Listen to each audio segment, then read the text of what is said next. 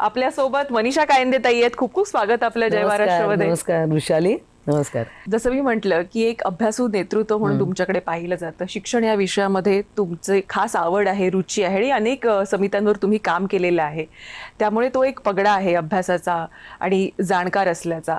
पण हे सगळं करत असताना एक शिवसेनेची जी स्टाईल आहे, एक रणरागिणी तोफ म्हणून तुम्ही नेहमी धडधडत असता, धगधगत असता. आज शिवसेनेचा वर्धापन दिन आहे, जेव्हा आपण हा कार्यक्रम रेकॉर्ड करतोय आणि 60 वर्ष शिवसेनेला पूर्ण होत आहेत. काय नेमक्या भावना आहेत? भावना अतिशय छान आहे. आनंदाचा दिवस आहे. 60 वर्ष एखादी विचारधारा जेव्हा पुढे जात असते, त्याला नेणारा तो नेत असतो. ही खूप मोठी गोष्ट आहे. कारण एक आयडिओलॉजी आहे, हिंदुत्वाचा विचार, तो प्रत्येक शिवसैनिकांमध्ये आहे. महिला असो, पुरुष, युवा, आणि ते पुढे नेणारं नेतृत्व माननीय एकनाथजी शिंदे, अर्थात त्यांचे गुरु वंदनीय बाळासाहेब ठाकरे आणि धर्मवीर आनंद दिघे, त्यांच्या बरोबर पावलावर पाऊल ठेवत ते पुढे जात आहेत. आणि त्यामुळे 60 वर्ष हा इतिहास खूप मोठा आहे. आणि क्वचितच एखादा पक्ष इतका 60 वर्ष स्वतःला सस्टेन करू शकतो आणि पुढे जात राहू शकतो. पण शिवसेनेसाठी ही 60 वर्ष ही संघर्षाची पण होती, आव्हानांची पण होती. शिवसेना सत्तेतही होती, पण सत्तेबाहेरही गेली. अशा अनेक गोष्टी किंवा चढाओढी, अनेक पावसाळे पक्षानं देखील पाहिलेले आहेत.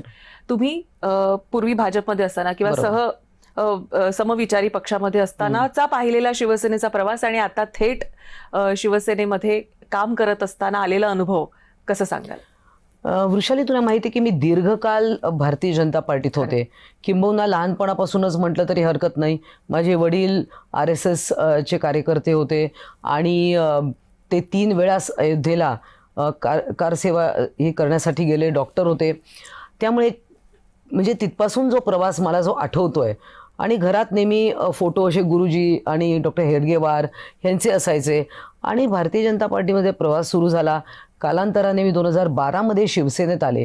परंतु भाजपमध्ये जेव्हा होते तेव्हा शिवसेना ही एक आक्रमक, अतिशय फायर ब्रँड अशी संघटना, कोणालाही न जुमानणारी, मराठी माणसासाठी लढा देणारी, हिंदुत्वासाठी लढा देणारी, आणि बाळासाहेब ठाकरे यांचे विचार म्हणजे लिटरली तुमच्या शरीरात चेतना निर्माण करणारे, तुमचं रक्त सळसळवणारे असे ते होते. मी तेव्हा भाषण ऐकायची ती अटल बिहारी वाजपेयी, तो एक ती प्रचंड वेगळी शैली होती. आणि बाळासाहेब ठाकरे यांची शैली प्रचंड वेगळी, परंतु दोन्ही भावणारी. आणि म्हणून मी भाजपमध्ये शिवसेनेत आले.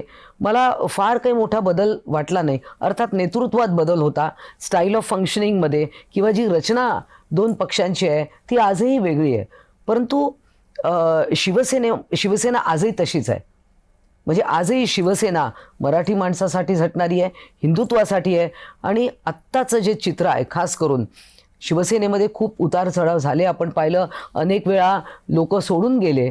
आणि आत्ता तर एकनाथ शिंदेजी त्याचं नेतृत्व करत आहेत. कारण मध्यंतरीच्या काळात शिवसेना भरकटली.